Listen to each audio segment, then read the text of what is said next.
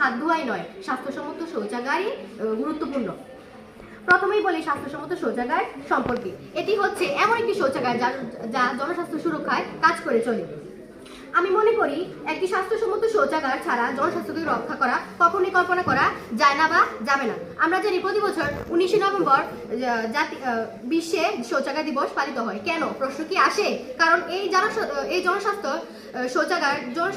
স্বাস্থ্যসম্মত শৌচাগার জনস্বাস্থ্য রক্ষায় কাজ করে চলে।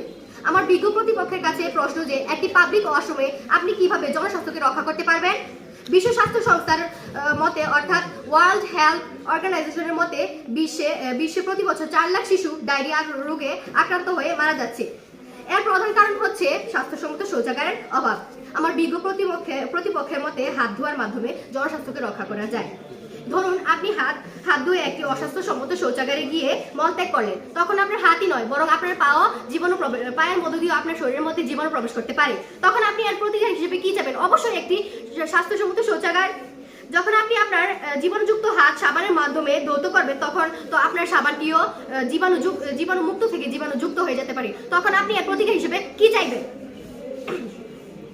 পশ্চিমা বিশ্বের বেশিরভাগ মানুষ এখন সাবানের পরিবর্তে হ্যান্ড স্যানিটাইজার এবং বিভিন্ন প্রসাধনী ব্যবহার করার ফলে সাবান দিয়ে হাত ধোয়া অযৌক্তিক হয়ে দাঁড়িয়েছে। তাই আমি মনে করি আমাদের প্রথমে প্রয়োজন অস্বাস্থ্যসম্মত শৌচাগারকে স্বাস্থ্যসম্মত শৌচাগারে পরিণত করার জন্য ব্লিচিং পাউডার দ্বারা একে পরিষ্কার করা।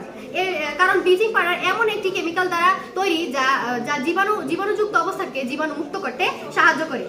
আবার স্কুলের ওয়াশরুম যদি পরিষ্কার না থাকে এবং পর্যাপ্ত পানির ঢাকনাযুক্ত বিন এবং পিরিয়ডকালীন অন্যান্য যে সুবিধা থাকা উচিত সেটা না থাকলে কিশোরীদের মনে ঘৃণা, বিরক্তি এবং আতঙ্ক সৃষ্টি হবে। এর থেকে সুস্পষ্ট যে স্বাস্থ্য সুরক্ষায় হাত ধোয়ার চেয়ে অধিক গুরুত্বপূর্ণ হচ্ছে স্বাস্থ্যসম্মত শৌচাগার। আমি আমার বক্তব্য এখানে সমাপ্ত করছি। ধন্যবাদ মাননীয় মডারেটর এবং ধন্যবাদ সকলকে।